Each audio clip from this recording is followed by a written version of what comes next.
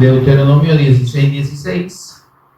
El Cristo de las fiestas solemnes es el tema del discipulado. Este es el sexto estudio del capítulo 16 de Deuteronomio y este es el discipulado número 31. Vamos a leer nuevamente este versículo que contiene mucha revelación respecto al plan redentor eterno de Dios en la persona de su eterno y amado Hijo, nuestro Señor Jesús el Cristo. Dice la palabra del Señor: 3 veces cada año aparecerá todo varón tuyo delante de Jehová tu Dios en el lugar que Él escogiere, en la fiesta solemne de los panes sin levadura, y en la fiesta solemne de las semanas, y en la fiesta solemne de los tabernáculos. Y ninguno se presentará delante de Jehová con manos vacías. Oramos. Señor y Padre nuestro, te bendecimos, te adoramos, exaltamos tu precioso nombre en el nombre de tu amado Hijo, nuestro Señor y Redentor Jesús el Cristo, nombre que es sobre todo nombre. Dios, gracias, Señor, por esta bendición preciosa en la revelación de la persona y obra de nuestro amado Señor y Redentor Jesús el Cristo. Señor, bendito seas. Toda honra y toda gloria te pertenecen a ti, Señor. Gracias por esa fidelidad y esa misericordia única mostradas a favor nuestro. Dios, en la revelación de tu Hijo, nuestra vida. Señor, mientras meditamos en tu palabra, precioso Espíritu Santo, pedimos que nos ministres de principio a fin sobre los elementos, Dios, de este plan redentor eterno que están revelados aquí en esta escritura. Que abras nuestro entendimiento, por favor, que nos reveles a Jesús como el Cristo, que nos ayudes a entender, Señor, esta bendición preciosa en la que estamos y, Señor, lo que tú tienes para nosotros en la eternidad, lo cual agradecemos, Señor, toma el control de palabras y pensamientos y enséñanos tú, Señor, a cada uno de nosotros. Por Jesús el Cristo, nuestro Señor, lo pedimos. Amén y amén.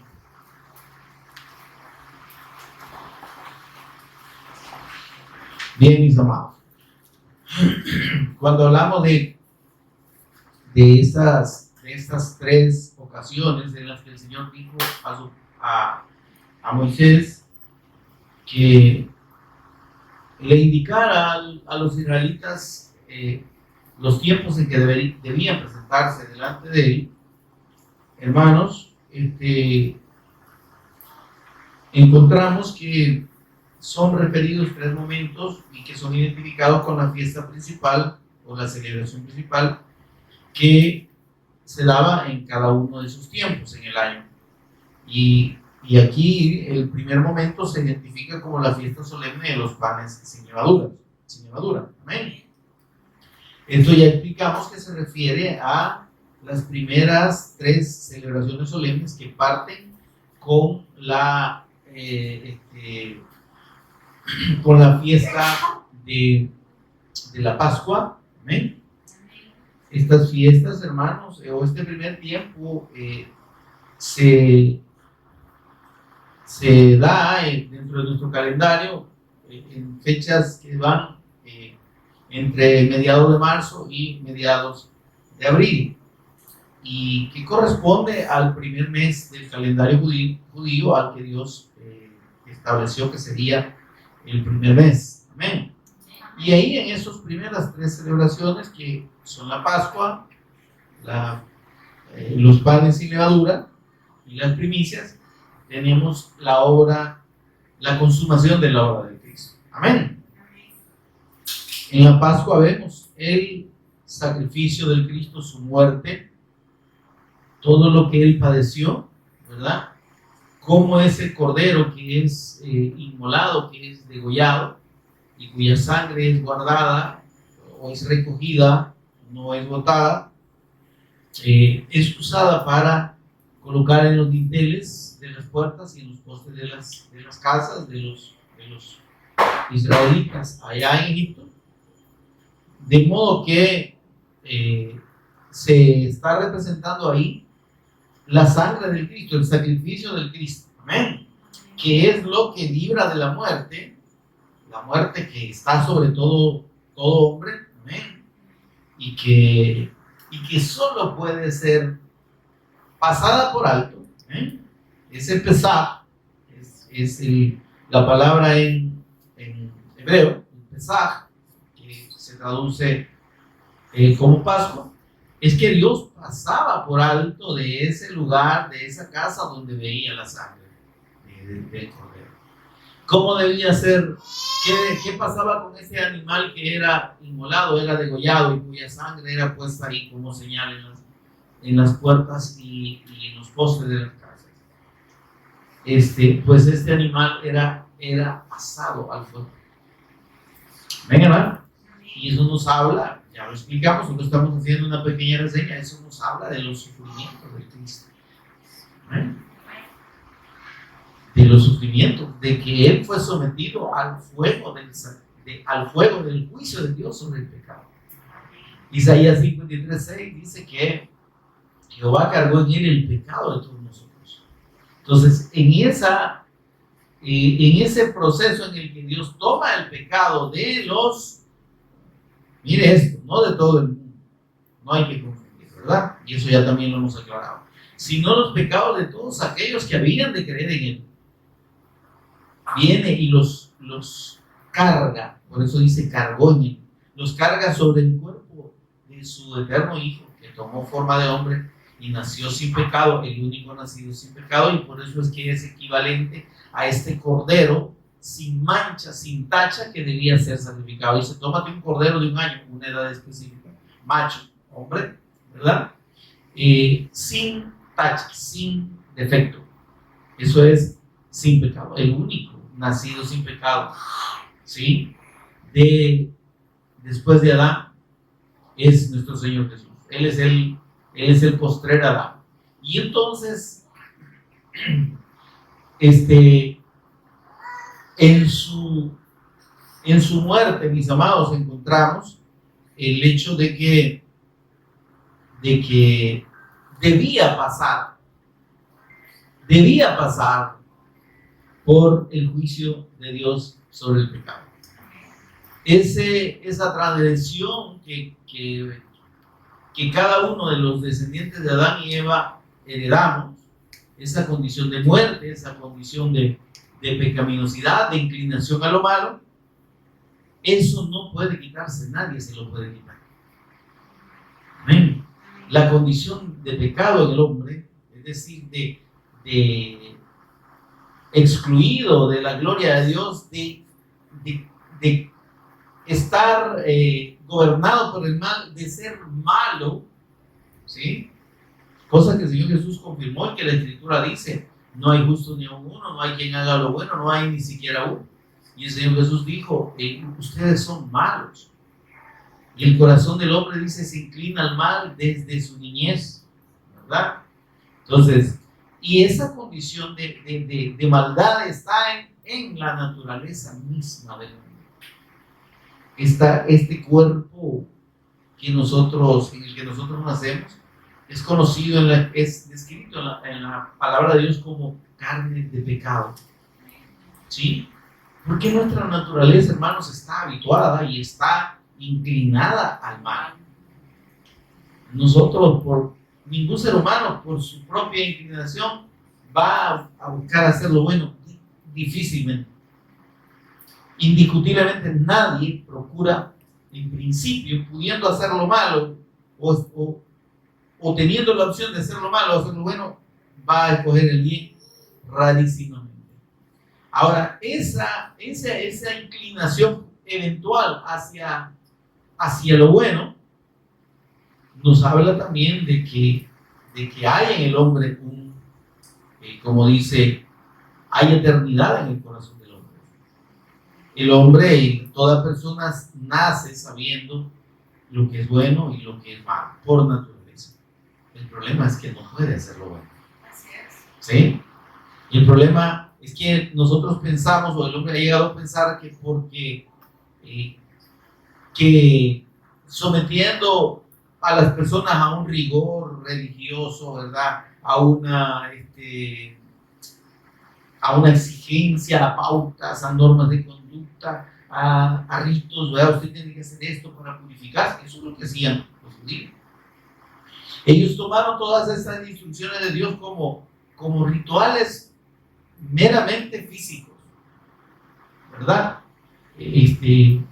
Para el caso del cordero, okay, lo sacrificaron en el día 14 de Nisan o de Aviv, y lo asaron al fuego, lo comieron, ¿sí? Y su sangre la pusieron en los dinteles de las puertas y lo demás, ¿verdad? Pero para ellos no estaba ese acto significando una convicción interna. Amén. Entonces Dios les mandó estas celebraciones y estos ritos solemnes, no únicamente como un acto ritual, ¿verdad? De hacer esto, aquella, ¿verdad? Sino que Dios estaba anunciándoles el evangelio.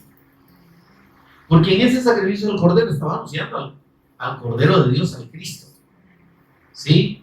Y no era solo el hecho de sacrificar el cordero, sino de la fe en el pacto, en la promesa de Dios de un cordero. ¿Está conmigo? De un siervo sufriente que vendría a padecer por el pecado para salvar a su pueblo. Oiga, ¿sí? Si nosotros revisamos Isaías 53, el profeta habla en tercera persona del plural.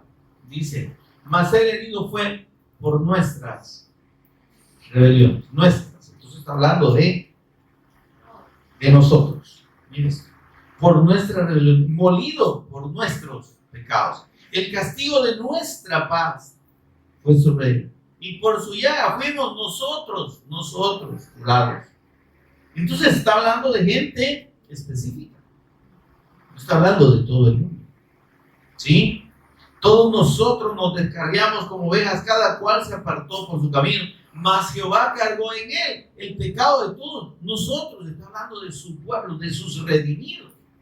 El Espíritu Santo está declarando ahí que los pecados llevados y pagados en su cuerpo por el Cristo y pagados en su muerte eran los pecados de sus redimidos. ¿Sí? Porque, óigame, tristemente, dice la Escritura que Dios no quiere que nadie perezca, Dios quiere que todos procedan al arrepentimiento. El problema es que la gente no está dispuesta a arrepentirse. Porque la gente religiosamente ha confundido el arrepentimiento con darse golpes de pecho, ¿verdad? Ay, no, qué bárbaro, qué malo soy, Señor, perdóname. ¿Sí? Pero no es una convicción espiritual en la que haya una claridad o una determinación del hombre de cambiar su rumbo, su actitud y su manera de pensar. No. Es nada más esto. Un acto ritual. Un acto formal, ¿verdad? Una expresión, ¿verdad? Nada más decir, Señor, perdóname por mi culpa, por mi gran culpa, ¿verdad? Pero no lo están sintiendo. Pero no hay realmente la determinación en su corazón de dejar de hacer lo malo. Amén, hermano. Y de entender que de esa disposición, de ese cambio de mente, de ese cambio de actitud, depende que Dios obra. Amén. Entonces, Dios no va a producir la salvación en nadie que mantenga una actitud necia, dice la Escritura, una actitud de dureza. Porque no, mire, yo ya me arrepentí, ¿verdad? Yo espero que el Señor me haya perdonado, ¿verdad? Entonces, pues sí, pero siguen su vida como si ese fuera, o como si fuera obligación de Dios perdonar. y que la obligación del hombre nada más es pedir perdón, sin entender la obra del Cristo, eso no sirve de nada. Eso le pasó a los israelitas. Ellos llegaron a celebrar todas estas fiestas solemnes, pero sin la fe, sin entender el propósito de Dios, sin tener presente el pacto del Mesías Cristo, la promesa que Dios le dio a Abraham, que le confirmó a Isaac y a Jacob, y que confirmó además que era para todo aquel que creyera en ese pacto, que abrazara el pacto. El Señor dijo, al que guarde mi pacto, ¿verdad? A ese yo lo voy a bendecir. La bendición de Dios no viene por cuestiones de esfuerzo humano. La bendición no viene por merecimiento o por capacidad del hombre de agradar a Dios y de portarse bien. Viene por la fe. Mas el justo, dice la Escritura, ¿verdad? Por su fe, o sea, la fe en el pacto, vivirá, la fe en el Cristo. Entonces, a los israelitas Dios fue claro en Éxodo 19, 5 y 6, si diereis oído a mi voz y guardareis mi pacto, diereis oído a mi voz, a mi palabra, y guardareis mi pacto, la promesa que yo le hice a su padre Abraham y que es para todos ustedes. ¿Cuál es esa promesa? Que de su descendencia va a venir el Cristo y que ese Mesías va a traer la bendición no solo para ustedes, sino para todos aquellos en toda la tierra que crean en él. Y ustedes han sido llamados, dice el Señor, para que den testimonio y sean luz a la nación. Es lo mismo que estamos ahora nosotros haciendo. Entonces, estas celebraciones no las debemos, y hay lastimosamente mucha gente la toma ritualmente. El Shabbat, no hay que hacer nada el Shabbat porque Dios dice que no debemos nada y que si el que no guarde su día no tiene parte con él. Pero si el Shabbat de lo que está hablando es del reposo eterno de Dios, y ese reposo eterno de Dios solo está en la persona de Cristo, en la fe. Gloria a Dios. Amén. Dios nunca habló de un reposo ritual. Dios habló de su reposo y habló de un reposo eterno. Y aquellos que no creyeron en su pacto, que salieron de Egipto y fueron incrédulos a su palabra, dice que ahí quedaron en el desierto y que no entraron en su reposo, en su sábado. Por ejemplo, lo que pasa es que no celebraron el sábado, no, hermano. Ellos guardaban el sábado en el desierto, pero dice, y guardar el sábado no les garantizó entrar a la tierra prometida. No les garantizó entrar en el reposo eterno de Dios. Así están muchas personas en este tiempo. Pueden estar creyendo que son obedientes a Dios, que se portan bien, que no dicen malas palabras, que no andan aquí, que no andan allá. Me estoy dando a entender. Es que mire, es que la palabra de Dios es clara, dice, no mentirás, yo no miento. Ya mintió, fíjese. Porque la Escritura dice, sea Dios veraz y todo hombre mentiroso. Así que usted que dice, así que usted que dice que no miente, es el más mentiroso. O es igual de mentiroso que los demás, porque la Escritura dice que todo hombre es mentiroso. Pero digo, pensar de que yo voy a tomar la palabra de Dios como para volverla un manual que me permita cumplir con los requisitos de Dios y agradar a Dios, ya nos perdimos. Romanos 3:21. Ya que por las obras de la ley, ¿cuáles son las obras de la ley? Todos esos rituales y todo, incluso el pretender cumplir los mandamientos, que nadie los cumple, son obras de la ley. Y dice el apóstol Pablo, ya que por los mandatos y las cosas que la ley manda hacer y el cumplimiento de ellas, ningún ser humano podrá ser justificado delante de Dios. Y dice más, ya que por la ley es el conocimiento del pecado. ¿Para qué Dios dejó la ley?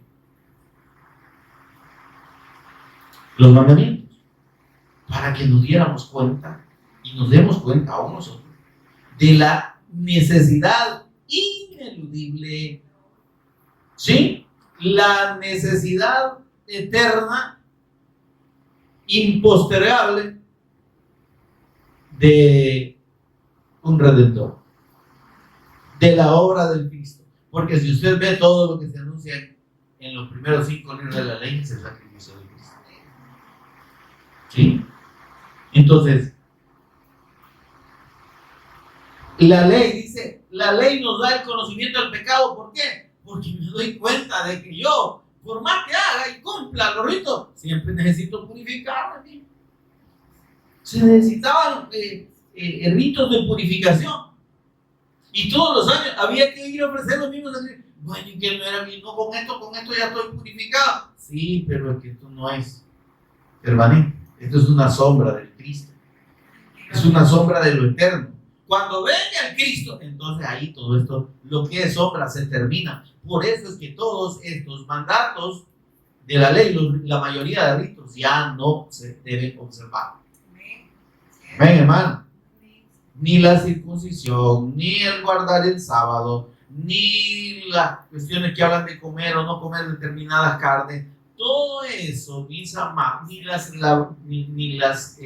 actos de purificación, el lavado del cuerpo y todos los baños y lavarse las manos, o sea, ya eso ya se cumplió en la venida de nuestro Señor Jesús y en la consumación de su sacrificio y en su resurrección. Ahí estamos, óyame, miren, ahí está cumplido ese primer tiempo, ese primer momento en el que el hombre debe presentarse delante de Dios.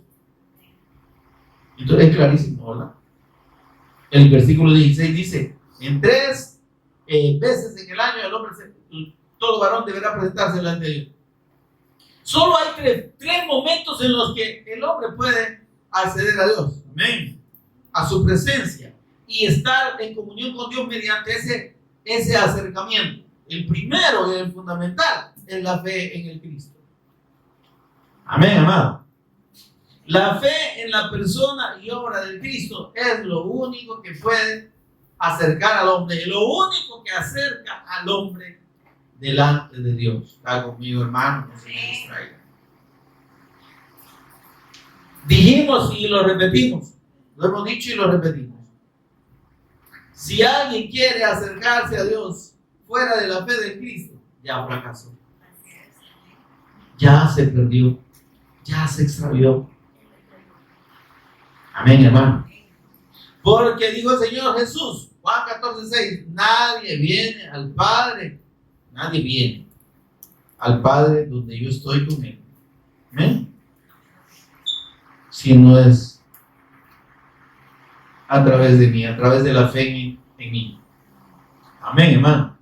Entonces, el primer punto, el tabernáculo de Dios, que es el punto de reunión entre Dios y los hombres, o de Dios con los hombres, es el Cristo. Cuando la persona pone su fe plena en la persona de nuestro Señor Jesús, entra al tabernáculo de Dios para poder encontrarse con Dios y tener comunión con Él. Porque en el Cristo, que es el tabernáculo de Dios, ¿qué tenemos? Todo. Tenemos el maná. Amén. Tenemos las tablas de la ley, que es la palabra y la profecía, es la palabra de Dios. Tenemos el sacerdocio eterno en la vara de Aarón. Tenemos el lugar santísimo, que es la presencia de Dios. Tenemos el menorá, que es la lámpara con 7 lámparas, el candelero con 7 lámparas, que representa al Cristo y los 7 espíritus de Dios que están en él, de acuerdo a Isaías 10 u 11, 1 y 2. ¿Está conmigo? Tenemos el altar del incienso, que representa el sacrificio del Cristo eterno, siendo el olor grato delante de Dios. Amén. Tenemos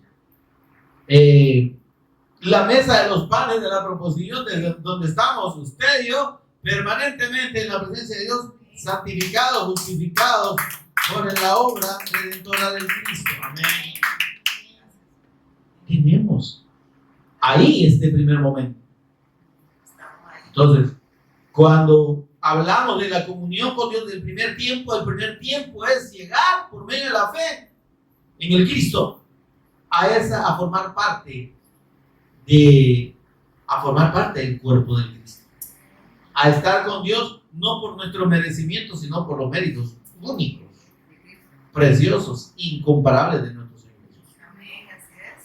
Entonces, en Él, esos panes con levadura que están ahí en la mesa de los padres de la proposición, tienen incienso encima que representa el sacrificio de Cristo. Nosotros estamos aún, mire, esos panes de la proposición o de la presencia, así se llama, se les dice también,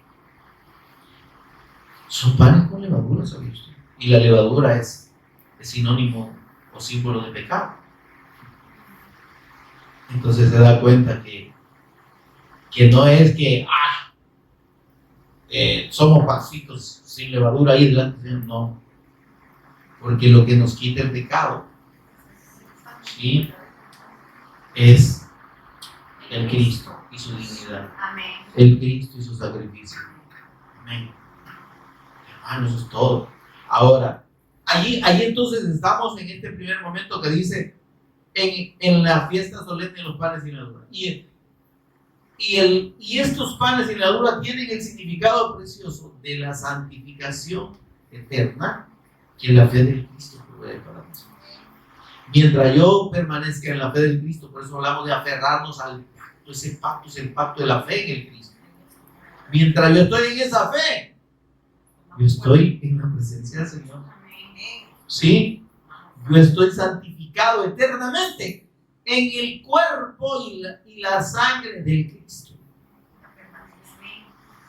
En esa justicia del Cristo, o sea, mi fe en Él es lo que me limpia y me purifica delante de Dios. Amén. La que me hace digno eternamente. Y entonces vimos allá también el significado de las primicias, ¿verdad? Y que representa la resurrección de Cristo. Entonces, mire qué precioso. Tenemos ahí que eso ya lo vimos y lo explicamos. Luego entramos a la cuarta celebración o al segundo tiempo, en el que el hombre puede o debe presentarse delante de Dios y es la fiesta de Pentecostés. Esa es una sola celebración, o la fiesta de las semanas. Y entonces ahí hablamos que es el momento en el que la obra del Espíritu Santo en los redimidos opera para cumplir el propósito de Dios, ¿sí?, en el Cristo. El propósito de Dios en la persona y obra del Cristo. El sacrificio de nuestro Señor Jesús tiene un propósito precioso, único y eterno delante de Dios. Amén. Ese propósito es producir redención en todo aquel que cree. Amén. Producir santificación, justificación y redención en todo aquel que cree. Amén. Pero ¿cómo creerán en aquel del cual no han oído? Ese es el punto. Que ahí está la obra del Espíritu Santo, que es el verdadero significado de la fiesta de Pentecostés. No el momento en el que el Espíritu Santo vino para quedarse, ¿verdad? Que hubo, lo que usted ya sabe, la manifestación del don de lenguas. O sea, no es ese punto nada más. No es eso realmente el significado de Pentecostés. Pentecostés es el tiempo que precede a la venida del Cristo. Amén. Usted y yo ahora estamos en Pentecostés. Estamos en el momento en el que el Señor dijo: me voy, pero les voy a dejar el Espíritu Santo para que esté con ustedes siempre.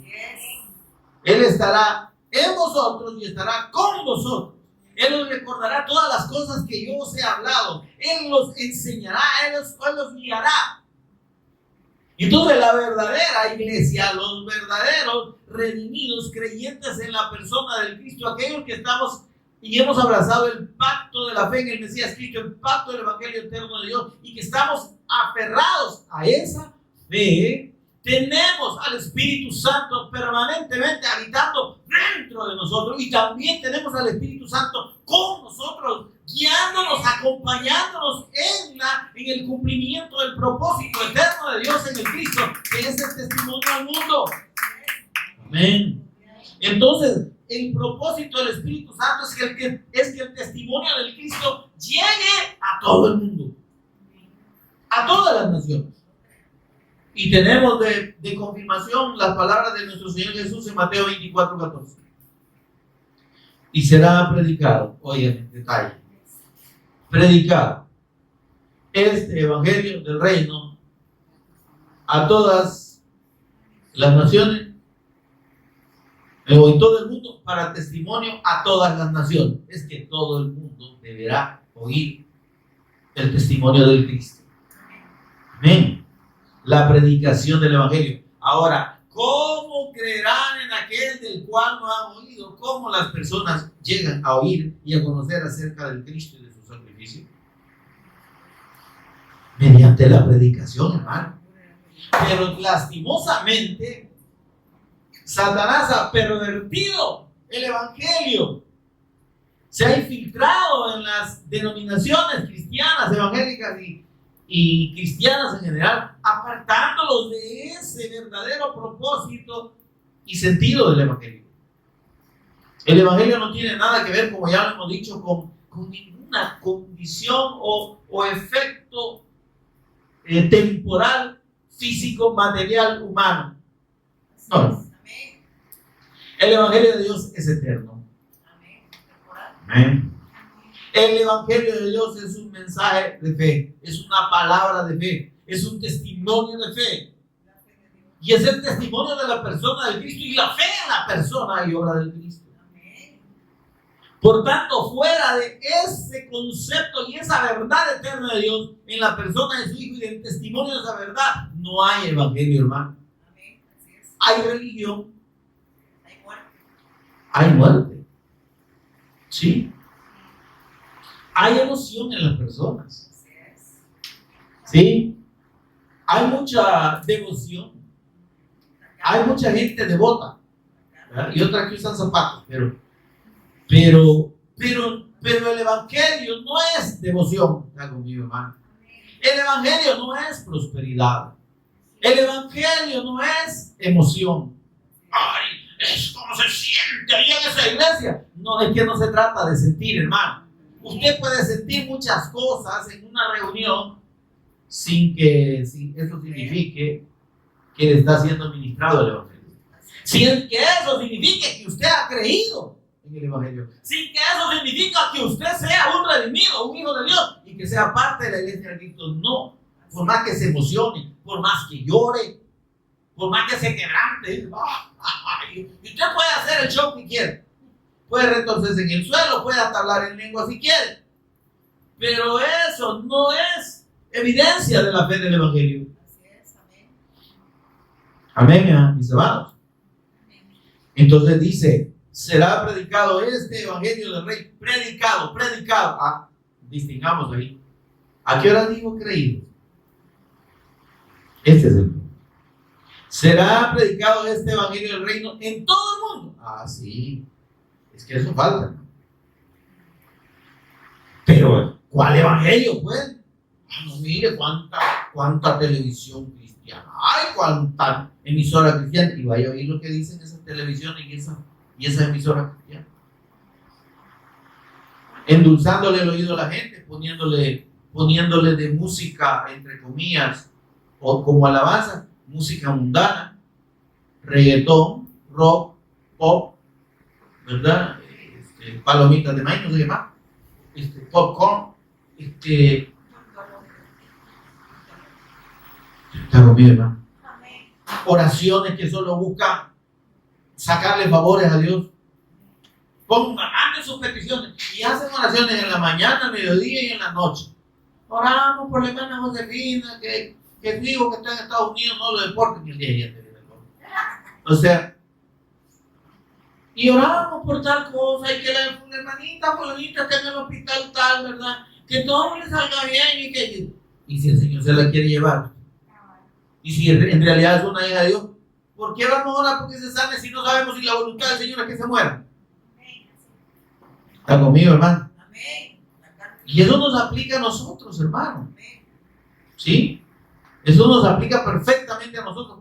Que dice que el Espíritu Santo nos va a guiar a sobre qué debemos pedir como conviene.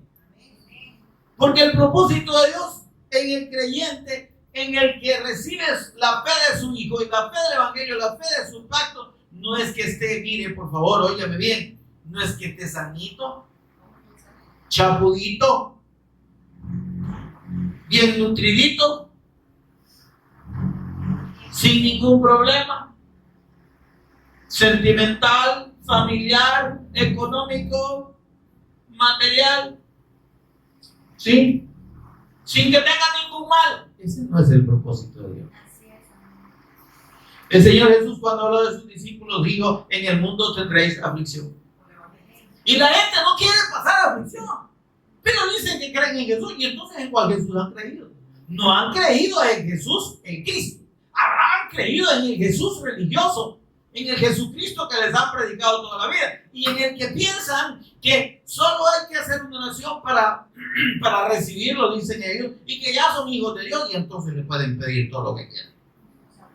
Dame aquí, dame allá, llévame aquí, tráeme allá, ¿sí?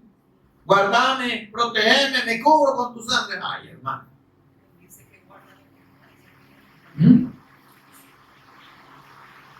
Porque, óigame, como dije, esa es una obra de Satanás infiltrada en las organizaciones cristianas en general, para apartarlos de la fe verdadera, que es la fe del Evangelio, que es la fe en la persona y obra de Cristo, y apartarlos del propósito de Dios, de su redimido, de dar el testimonio todos los días, en el templo y por las casas. Amén, amén. Y nosotros estamos haciendo todos los días, ¿verdad? En el templo y por la casa. Hola, hermano, ¿está conmigo o me quedé solo? Lo estamos haciendo todos los días en el templo y por la casa. Y venimos al templo cuando, como dicen allá, cuando San Juan para el dedo, no sé quién será San Juan, no sé cuándo para el dedo. Pero es una expresión, ¿verdad? O venimos cuando nos da la gana. Todos los días. Aquí no tenemos culto todos los días. Amén, hermano. Si pusiéramos culto todos los días, viniera un día uno, otro día otro, y así, ¿verdad? Según se acomodara el día, ¿verdad? En el templo y por las casas, ya anduvimos por las casas y ya predicamos el Evangelio en todas las casas, todos los días. Hay una secta, hermanos, que no tiene el Evangelio, pero que andan todos los días por las casas y andan esparciendo un mensaje que no es el Evangelio y andan confundiendo a la gente, prometiéndole un reino en este mundo y un Jesús que no es Dios, un Jesús que sí es el Hijo de Dios, pero no es como Dios, ¿verdad? Y si hay que creer en Él, pero solo para que nos perdone los pecados, y lo demás es con Dios. ¿Está conmigo, no? Todos los días. ¿Y nosotros? Bien, gracias por el Evangelio, ¿verdad? Hoy todo este sábado toca. ¿Toca qué? Un rayo en seco, no pasa. Todos los sábados todos los días debería ser. Pero es que este sábado no tenemos culto, pues vayamos a predicar en la mañana y en la tarde tenemos el culto. ¿Perdón? ¿Verdad? Pero nos acomodamos fácilmente. Y es una obra del diablo en la que aún nosotros los escogidos podemos estar siendo arrastrados. Amén. ¿Por qué? Porque el propósito de Dios, el segundo tiempo donde podemos estar delante de Dios, y la única manera que podemos estar delante de Dios y agradarle en este segundo tiempo, que es un tiempo kairos, que es un tiempo de Dios, es siendo obedientes al Espíritu Santo. Amén.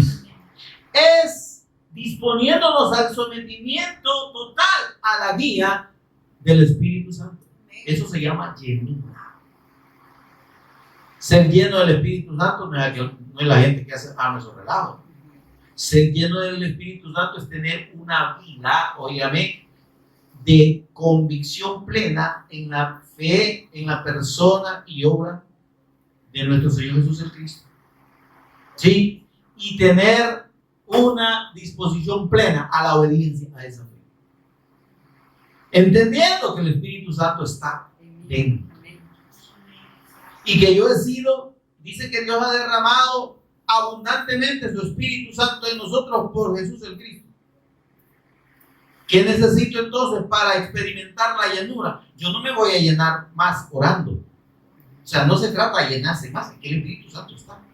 Llenura significa plenitud. Y esa plenitud implica hacernos totalmente a un lado nosotros y dejar que Cristo vive en nosotros. Porque el Espíritu Santo lo que nos va a ministrar es al Cristo, pues.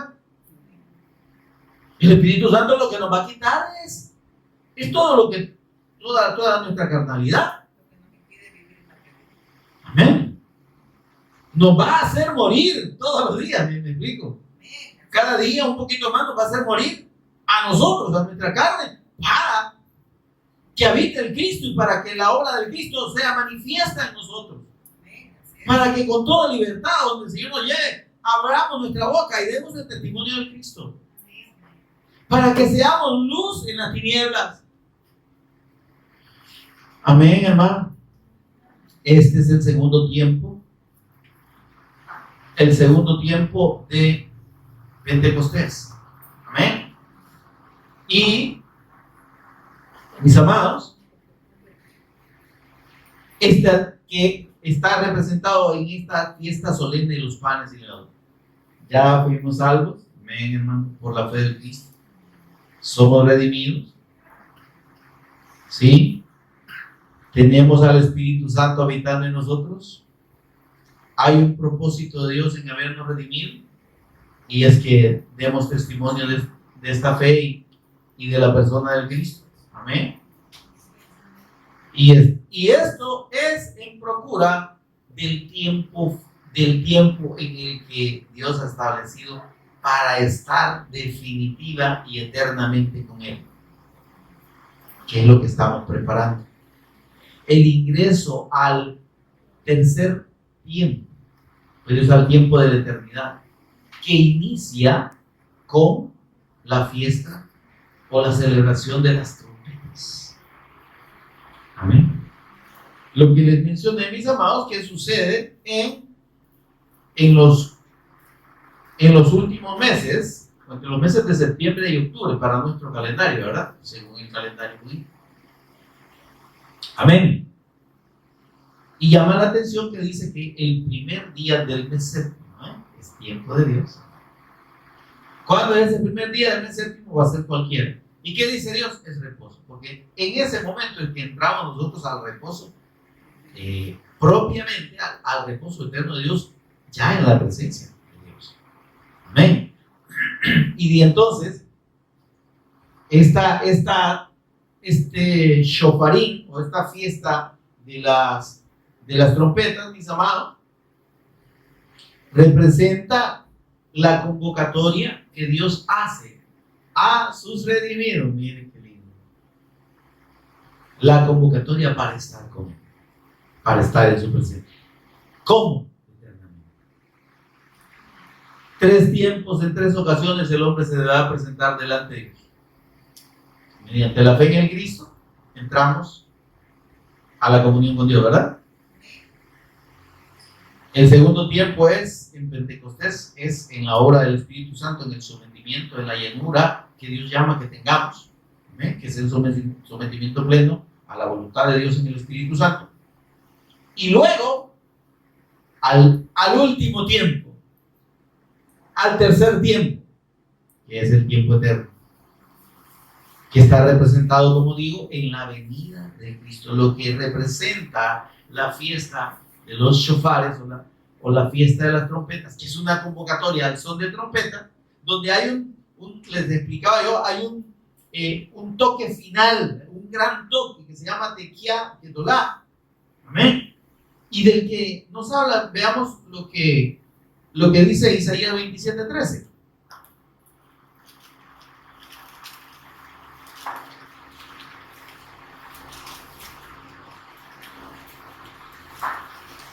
Mire lo que Dios anuncia por medio del profeta Isaías en relación con la venida del Cristo. 27:13.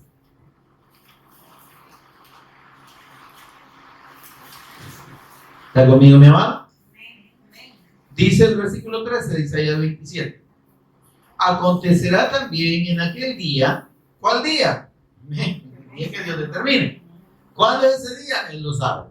Como dijo el Señor Jesús, el día ni la hora, nadie lo sabe, solo el Padre. Amén. Ahora dice, en aquel día que se tocará con gran trompeta. Ahí está. Aquí está hablando del momento en el que los hijos de Dios, en el que los redimidos seremos convocados. Pero mire el propósito. Y vendrán los que habían sido esparcidos en la tierra de Asiria y los que habían sido desterrados a Egipto. O sea, está hablando de todo aquel, en todo el mundo que ha creído en el Evangelio. ¿Está conmigo? Amén, hermano. Y dice, y adorarán a Jehová en el monte santo. Entonces está hablando de la presencia de Dios. ¿Está conmigo, hermano? Entonces, este momento del último tiempo y el tiempo eterno en el que entramos para estar eternamente delante del Señor, inicia con la venida del Cristo, la celebración del Shofarim,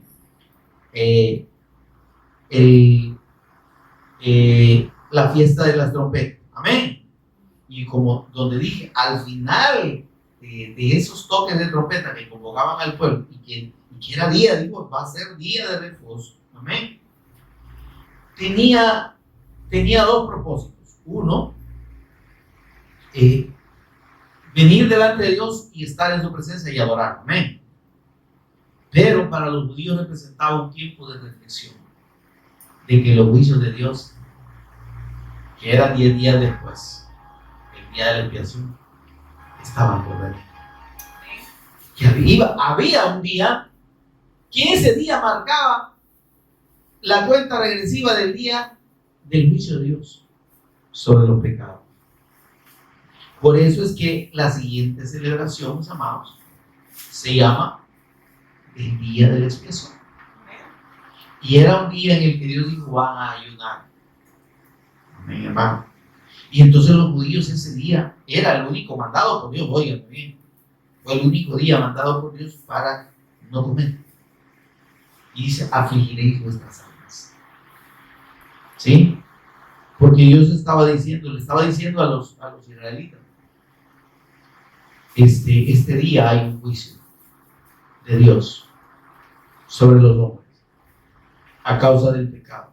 Entonces, ¿qué sucedía? Que el primer día del día del Shofarín, el día de la trompeta, era un llamado, un recordatorio. Ahorita estamos en la presencia del Señor, ¿verdad? Y nos gozamos, sí. Es para gozarnos, es para adorar, pero también para recordar que el juicio viene. Amén. Amén. Ahora, eso es precisamente por lo que representa la venida del Cristo, la fiesta de las trompetas. Veamos lo que dice 1 Corintios 15:52, por favor. Que tiene relación con esto que se menciona aquí del gran toque. 1 Corintios 15:52.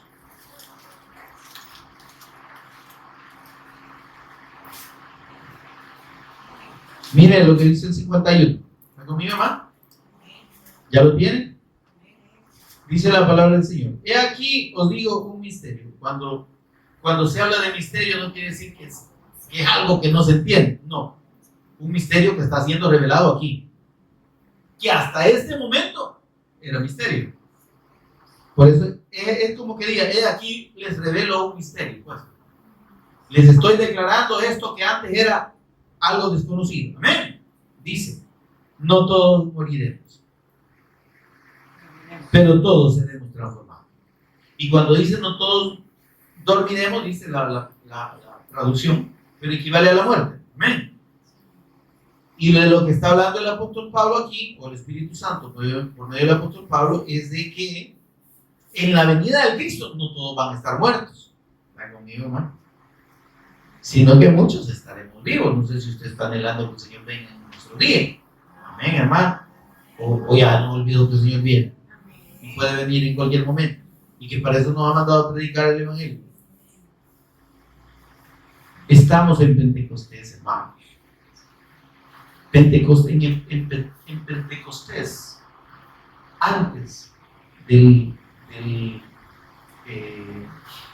toque de la trompeta para el día del shofarín, o sea, el día de celebración de la fiesta de la trompeta, es la finalización del verano, donde ya la cosecha ha sido totalmente recogida. ¿Cuál es esa cosecha? ¿Qué dijo el Señor Jesús acerca de la cosecha? Dice, he aquí, los campos están blancos, ya están listos para la siega, la cosecha, la recolección. Y dice, la cosecha es mucha y los obreros son bien poquitos. Entonces, jueguen ustedes, a quienes les ha sido revelado el Evangelio, que ustedes puedan ser los que vayan como obreros a recoger la cosecha. Porque ustedes pueden. Porque ustedes son los llamados a recoger la cosecha. No es que, Señor, manda obreros allá a Tanzania, a Rumania, no sé dónde más. Señor, que los pipiles o los miquitos y los moquitos sean alcanzados, ¿verdad? Que allá las tribus y las lenguas de Tunco, no sé, lo que usted quiere. ¿Y eso qué? Cuando dice Señor, orad vosotros, que el Señor de la mies o de la cosecha envíe obreros a su cosecha. Es de lo que está diciendo el Señor. Dispóngase delante de Dios para que lo envíe. ¿O no son ustedes de Dios? ¿O no son obreros ustedes, pues? Es que no hay un montón de obreros, hermano. Nosotros en el proceso de la recolección vamos produciendo obreros. Entonces, al orar, primero es para que el Señor nos envíe. Porque en ese proceso de ser enviados y de asumir la evangelización van surgiendo los otros obreros que completan la labor. De eso hablaba la parábola de los recolectores de la cosecha. ¿Recuerdan ustedes?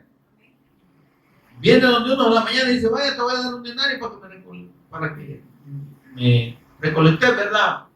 Me trabajé recolectando la cosecha. A las 9 de la mañana fue por otro. Hey, muchachos, ¿quieren ganar? Vayan a mi campo y yo les voy a pagar. Al mediodía fue por otros. Y los mandó. A las 3 de la tarde fue por otros. ¿Quién hace el llamado? ¿Quién lo manda? Porque de lo que está hablando es que mientras se recoge la cosecha, el testimonio de Cristo se tiene que estar dando. Amén. Y eso produce que Dios envíe nuevos. Pero el tiempo avanza. El tiempo de la recolección se va a terminar. Por eso dice que hasta las 6 casi de la tarde llegó. Y les digo, vayan, les voy a pagar. Cuando terminaron de recolectar, dice, llamó a todos y a todos les dio la misma paga. Y los que habían estado desde las 6 de la mañana, y este estafa que vea. ¿Cómo es que yo estoy partiéndome los maquetes a las 6 de la mañana? Este que acaba de venir le estás pagando lo mismo que yo. Es que oígame, la recompensa de Dios no está medida por nuestro esfuerzo. ¿Ah? La recompensa de Dios es la dádiva de Dios en la vida eterna en Cristo Jesús. Eso no se recibe por quien más trabaja o por quien más lo merece, por un ser un gran obrero. Usted no le sirve a Dios. Usted y yo no le servimos a Dios. Yo te sirvo. Sí, hombre, bastante. No, Dios sirve a otros por medio de nosotros. Por eso es que digo, yo he venido para servir. Porque cuando habla de servir es que Él sirve el testimonio del Evangelio por medio de nosotros. Amén. Entonces tiene sentido, ¿verdad? ¿Le servimos nosotros al Señor o Él sirve por medio de nosotros? Él lo hace posible. Amén. Entonces, vemos cómo, mis amados, Por eso es que la recompensa es única. La recompensa es la misma. Amén. Aquí no se trata de que tantos años tengamos en el Evangelio, hermano. ¿Cuántas personas pasan toda su vida y nunca trabajan para el propósito de Dios? Porque el Evangelio lo tienen velado. No les ha sido revelado el propósito del Evangelio. Pero ¿quiénes somos llamados a que ellos crean verdaderamente en el Evangelio de Dios? Usted y yo. ¿Cómo creerán en aquel del cual no han oído? ¿Cuál es el Evangelio que estamos predicando? Si no predicamos a Jesús como el Cristo y su sacrificio eterno por los pecados para redimir al hombre delante de Dios y su resurrección que nos da vida eterna, entonces no estamos predicando el Evangelio, hermano. Estamos predicando religión, doctrinas de hombres, doctrinas de error y doctrinas de demonios, y todo eso condena más a los hombres, no los salva. ¿Cómo creerán en aquel del cual no han oído? Para que el hombre sea salvo por Dios, tiene que oír el Evangelio, el testimonio del Cristo, y le tiene que ser concedido el don de la fe en el Evangelio. Si no es por gusto, hermano. Pero si no lo predican. Porque la segunda pregunta es, ¿y cómo oirán si no hay quien les predique? ¿Me oyó, hermano? ¿Se oyó? Entonces, vivamos verdaderamente el Pentecostés, hermano. No volvamos, ya estamos en Pentecostés. No es que volvamos a Pentecostés, más perdido que Adán en la madre. No, vivamos el Pentecostés, demos el testimonio de Cristo, entendamos que estamos recolectando la cosecha para Dios, no le estamos sirviendo. Él está haciendo su obra, Él está sirviendo por medio de nosotros. ¿Está conmigo, hermano? Y en ese propósito entonces viene el Señor, va a venir el Señor. Bienaventurado aquel siervo al cual cuando su Señor viniere le hallará haciendo así. ¿Cómo? Recolectando la cosecha. Amén. Dando el testimonio del Cristo. Amén. Y entonces viene el Señor y ese día, óigame, para nosotros es un regocijo. Para nosotros va a ser un gozo, estamos en la presencia del Señor. Pero para los que no creyeron, va a ser el anuncio del conteo regresivo hacia los juicios de Dios. ¿Sí? Para que esos juicios sean ejecutados, primero pasan 7 años de gran tribulación aquí en la tierra. Tribulación y gran tribulación. Y nosotros con el Señor en la boda del Cordero, miren qué galán.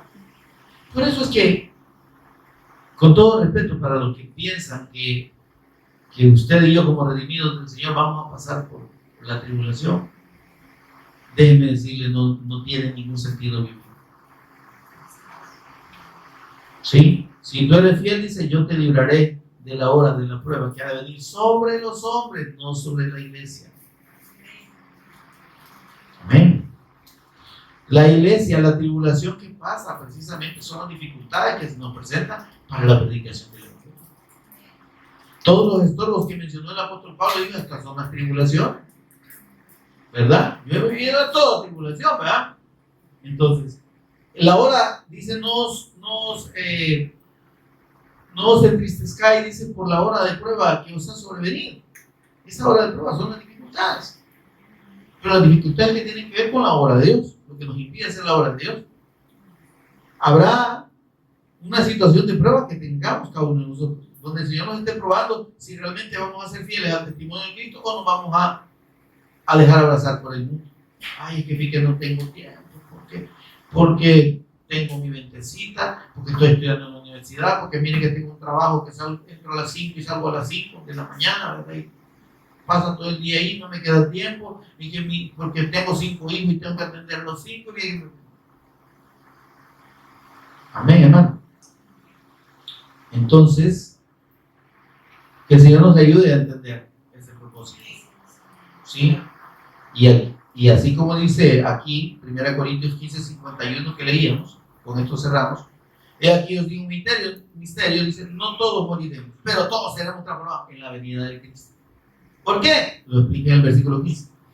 Porque en un momento, en un abrir y cerrar de ojos, en un parpadeo, al final de la trompeta se da cuenta que este toque de trompeta de allá de la fiesta de la trompeta anunciaba la venida del Cristo.